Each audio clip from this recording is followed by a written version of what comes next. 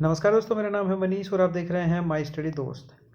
So guys, आप सभी लोगों के लिए एक ऐसा वीडियो लेके आया हूँ जो आपको प्रिपरेशन में बहुत ही ज़्यादा हेल्प करने वाला है, क्योंकि आपके एग्ज़ाम की जो है लास्ट के कुछ दिन बचे हुए हैं। तो ऑलमोस्ट 7 दिन की स्ट्रेटजी मैं आपको यहाँ पे बताने वाला हूँ कि अगले 7 दिन में आपको क्या करना चाहिए, जिससे डेफिनेटली आपका कॉन्फिडेंस इतना बढ़ जाएगा कि आपने जो भी प्रिपेयर किया है उससे ही आप अपना एग्ज़ाम क्रैक कर पाएंगे। तो बिल्कुल आपने सही सुना है, इस वीडियो को लास्ट तक देखेंगे तो आपका जो कॉन्फिडेंस है वो इतना बढ़ जाएगा कि वाकई में सर आपने जो बात कही है वो डेफिनेटली हमें करने की ज़रूरत है। लेकिन अगर आपको ये लगता है कि हाँ, मुझे इस चीज़ की कोई नीड नहीं है, तो आप बिल्कुल इस वीडियो को इग्नोर कर सकते हैं। लेकिन अगर आपने ये देख ही लिया है तो लास्ट तक देखना। उसके बाद में आप कमेंट बॉक्स में जो मर्जी हो बताना कि आपको कैसा लगा, क्यों नहीं लगा ये अच्छा, और ये भी मुझे बता देना।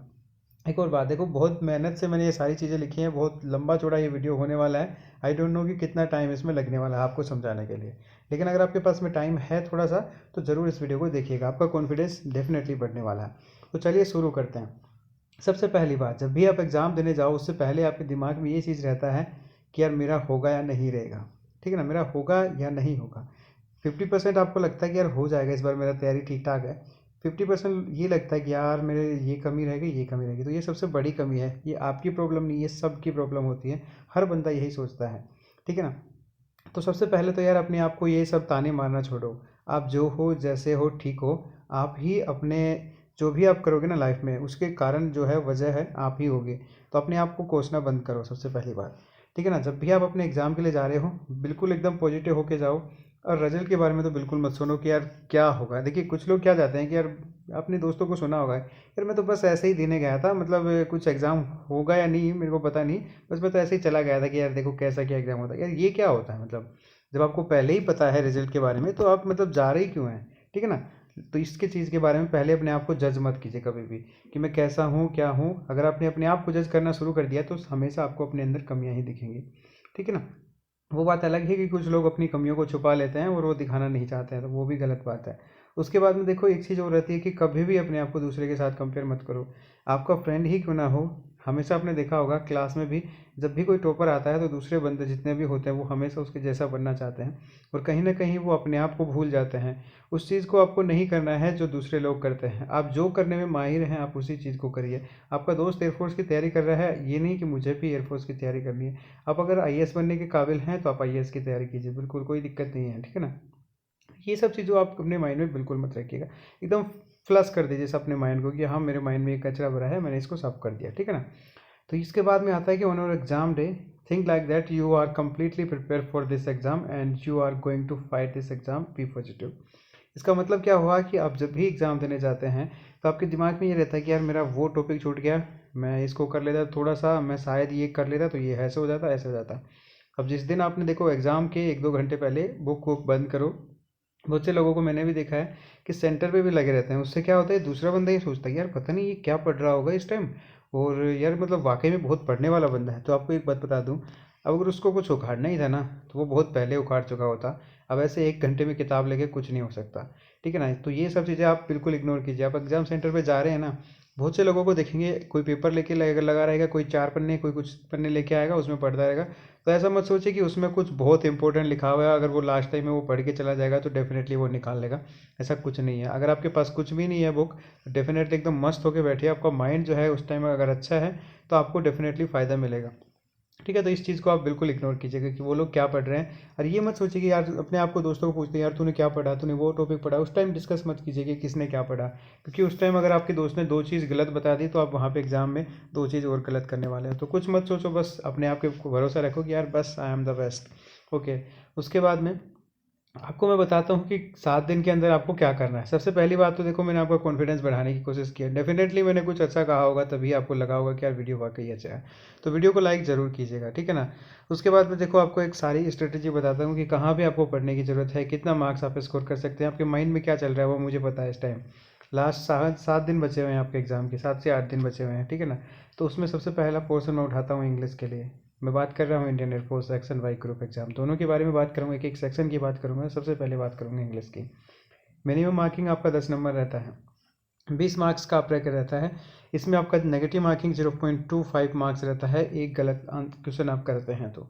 ओके, उसके बाद में आपके माइंड में ये रहना चाहिए कि एक स्ट्रेटेजी बनाओ कि मुझे कितने क्वेश्चन अटैम्प्ट करना है। देखिए, अगर आप एग्जाम में बिना स्ट्रेटेजी के जाते हैं डेफिनेटली आप कुछ भी, कोई 17 अटैम्प्ट कर लेगा, कोई 20 के 20 अटैम्प्ट कर लेगा, लेकिन आपको सोच समझ के पहले ही प्रिपेयर करके जाएं कि यार मैं इतना अटैम्प्ट करूंगा, क्योंकि उस टाइम आपके पास सोचने के लिए टाइम नहीं होगा। ऑलमोस्ट आपको टाइम मिलता ही कितना है, ठीक है ना। तो 10 नंबर तो लाने ही लाने हैं बॉस।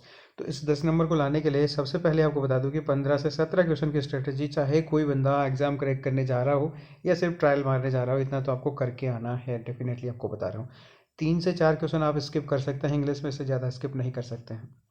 ओके, तो आपको मैं एक चीज़ बता देता हूँ कि अभी आपको जो लग रहा है ना, फर्स्ट आपको क्या करना है, जो आपको पहली चीज़ क्या करनी है इंग्लिश के लिए, फर्स्ट कंप्लीट जो है ग्रामर को वो आपको कर लेना है। बिकॉज क्या होता है ना कि वोकेबलरी में बहुत से लोगों को प्रॉब्लम होता है। अब ये मत सोचना कि सर मेरे को प्रॉब्लम नहीं होता, तो अगर नहीं होता है तो कोई बात नहीं, आप उससे थोड़ा ऊपर लेवल वाले हैं।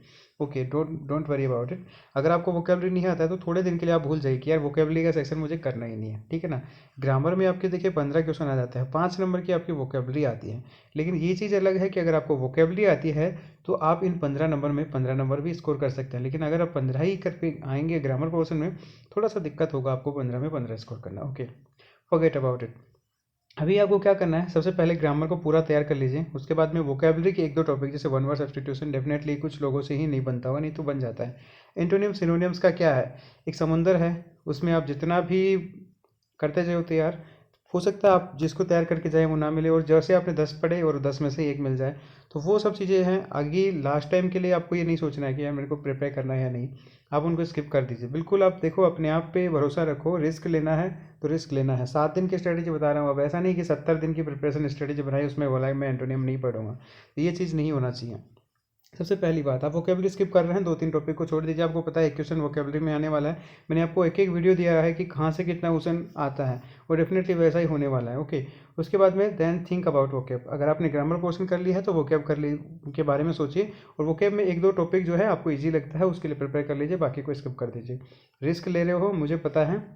आपने जो 15 से 17 क्वेश्चन के लिए प्रिपेयर कर लिया है, 2 से 3 क्वेश्चन के लिए बिल्कुल प्रिपेयर नहीं किया, तो बिल्कुल मत सोचिए। क्या पता उनके आपका लक अच्छा हो कि उन 3 से 4 क्वेश्चन जिनके लिए आप प्रिपेयर नहीं करके गए हैं, उनके लिए 1-2 क्वेश्चन आपको मिल जाए। अब देखो, आपके पास इतना टाइम नहीं है, नहीं तो प्रिपरेशन आपको 20 क्वेश्चन के लिए ही करना है, ठीक है ना। तो ये चीज़ भी आपको ध्यान में रख लेना है।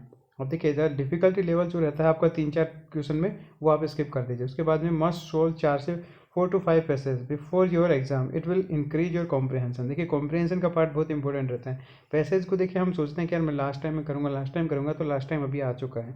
अब आपको ज़रूरत है कि आप 4-5 पैसेज को उठाइए, एक दिन का टाइम दीजिए, उनको अच्छे से पढ़िए, उसके बाद उनको सोल्व करने की कोशिश कीजिए, जैसे भी बन रहा है वैसा बनाइए।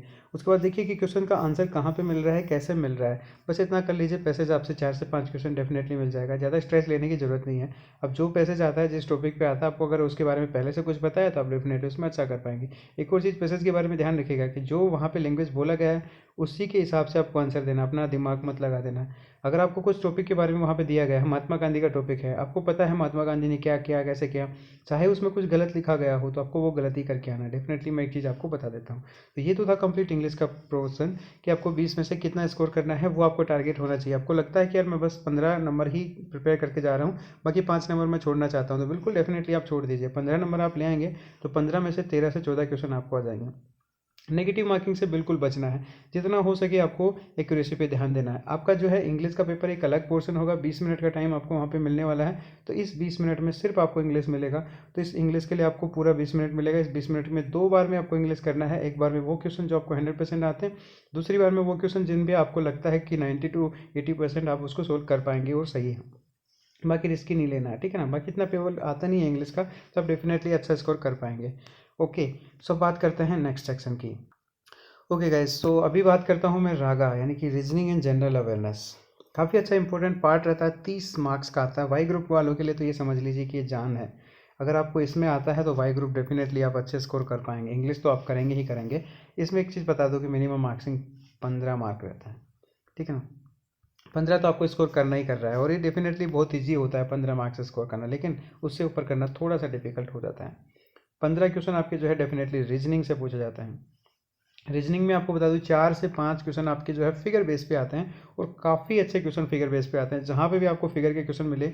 और एक चीज़ ये ध्यान रखिएगा, फिगर में भी ऐसे क्वेश्चन नहीं पूछेगा, जैसे ये देखिए 4 फिगर दे दिया, उसके बाद पूछेगा ये 5वां फिगर क्या होगा, एंड उसके बाद ये आपको 4 ऑप्शन में मिलेगा।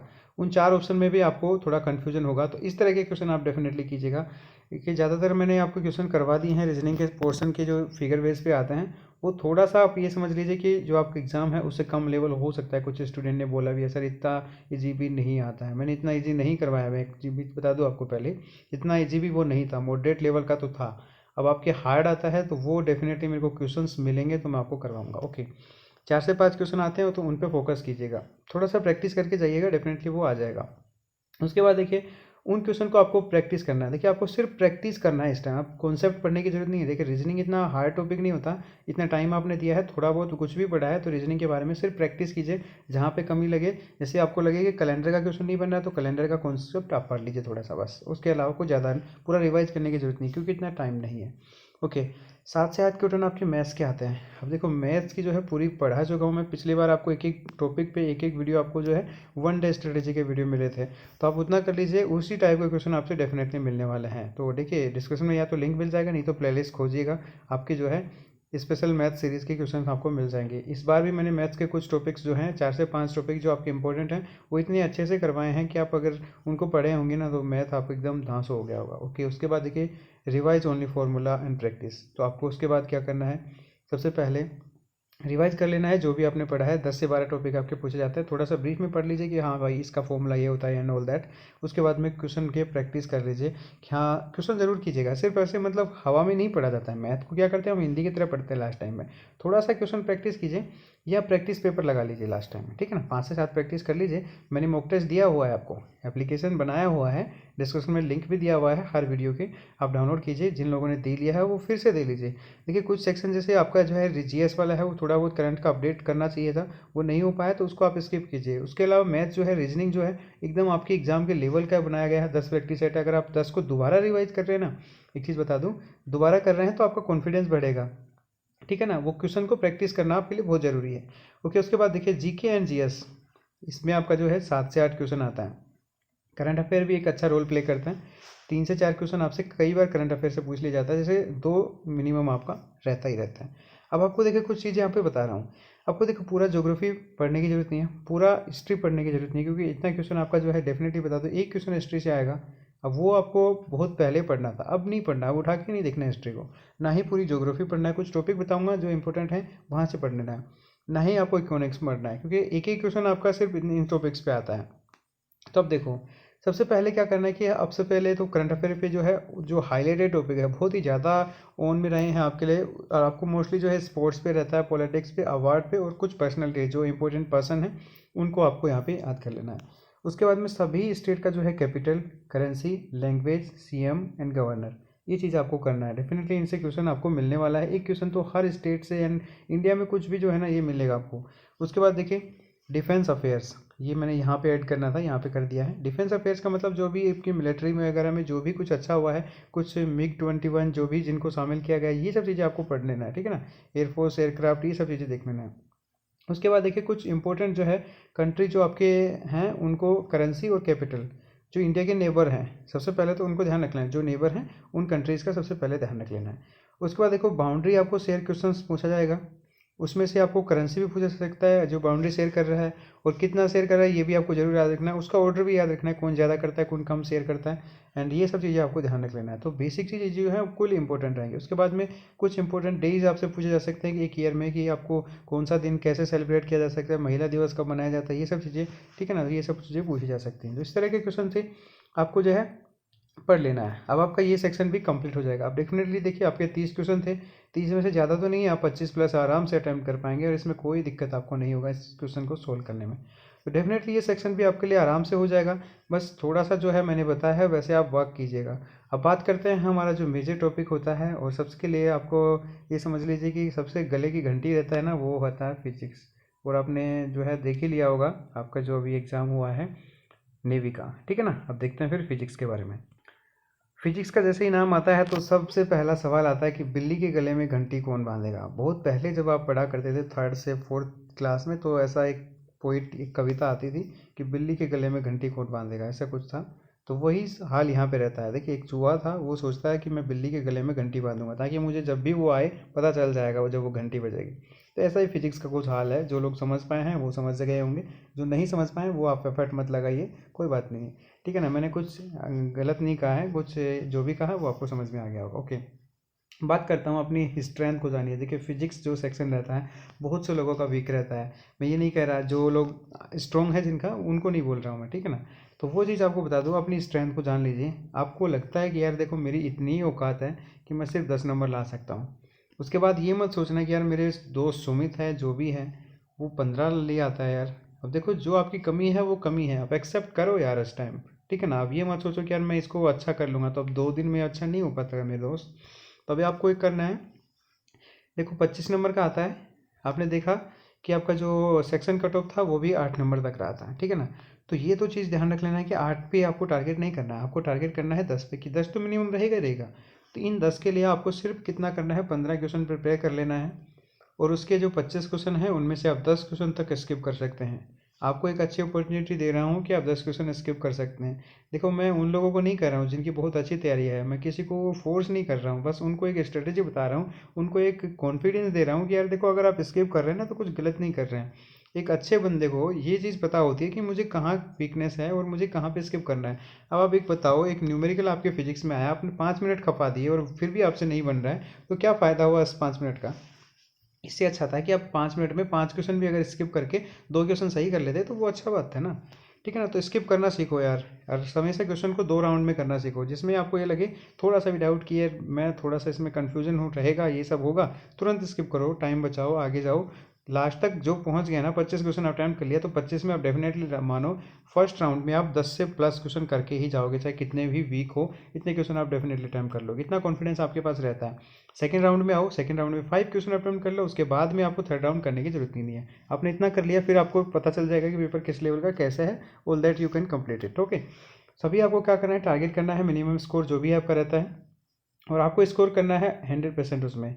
तो उसके लिए आपको देखिए मोर देन 10 to 12 नंबर्स आपको स्कोर करना है, तो इसके लिए आपको 15 प्लस क्वेश्चन अटेम्प्ट करना है। अब ये सभी के लिए मैंडेटरी है, ठीक है ना, क्योंकि अगर सेक्शन कट ऑफ में फेल हो गए तो फिर गए भाड़ में। अब ये चीज़ भी आपको ध्यान रखना है कि नेगेटिव मार्किंग भी है, तो ये चीज़ अगर आपने 15 प्लस स्कोर कर लिया, आपको एक्यूरेसी अच्छा लग रहा है, कुछ जैसे 90% पे एक्यूरेसी लग रहा है ना, तो आपको बस 15 से ज़्यादा फिर नहीं करना है।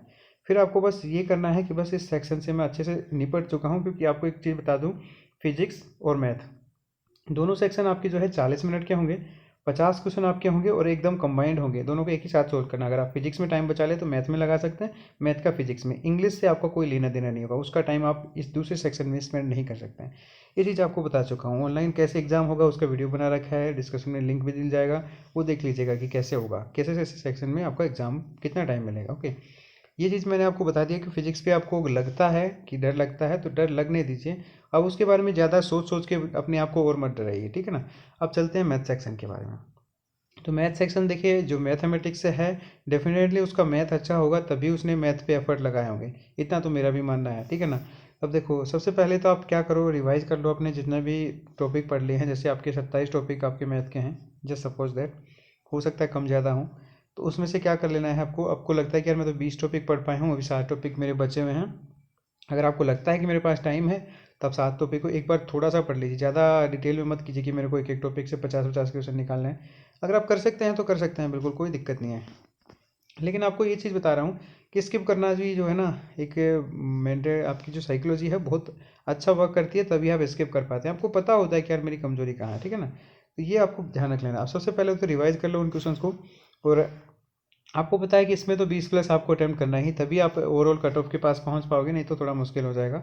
अगर आपने फिजिक्स स्किप किया है, आपको लगता है कि यार मेरा मैथ कमजोर है, मेरा फिजिक्स बहुत अच्छा है, तो फिजिक्स में अच्छा स्कोर कीजिए, मैथ में थोड़ा कम कर लीजिए, कोई प्रॉब्लम नहीं है।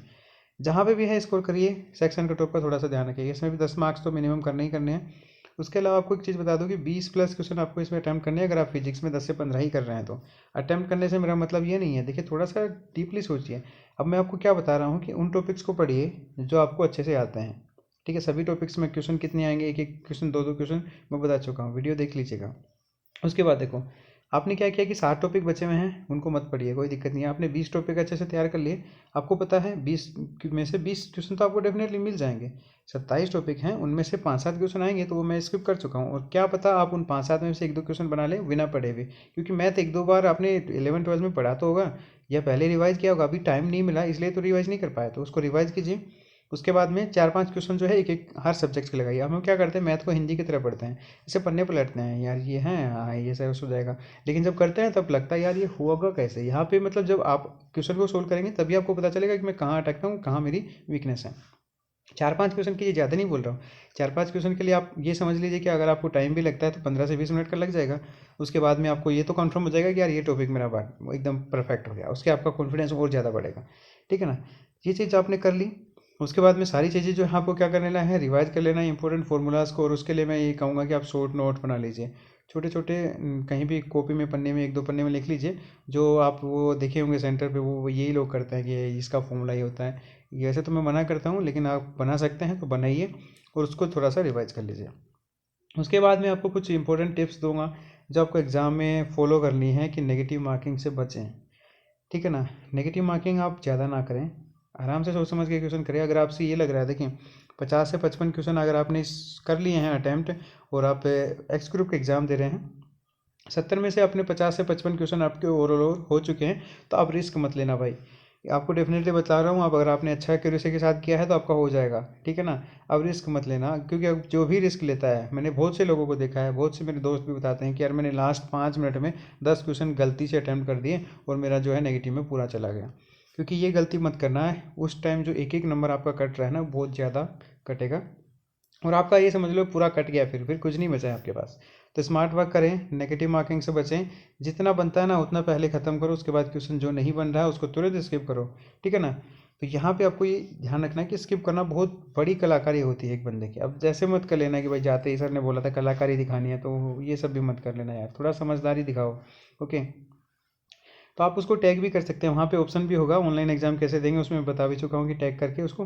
और देखिए क्वेश्चन में गलती मत कर देना, सिर्फ टैग करके। कुछ लोग यहाँ पे देखिए, यहाँ पे एक विंडो चलता है, क्वेश्चन लिखा होता है 1 2 3, यहाँ से वो लोग क्या करते हैं कि पहला क्वेश्चन यहाँ पे क्लिक किया, फिर दूसरे के लिए यहीं पे क्लिक करते हैं। भाई यहाँ पे सेव एंड नेक्स्ट का क्लिक आता है, इस पर क्या करो, नहीं तो वो सबमिट नहीं होगा ना, तो क्वेश्चन आपका अटैम्प्ट नहीं माना जाएगा। यहाँ पे सेव एंड क्लिक करके फिर नेक्स्ट पे जाइएगा, यहाँ पे ग्रीन बटन दिखाएगा। ठीक है ना, ये चीज़ मैं आपको पहले बता चुका हूँ।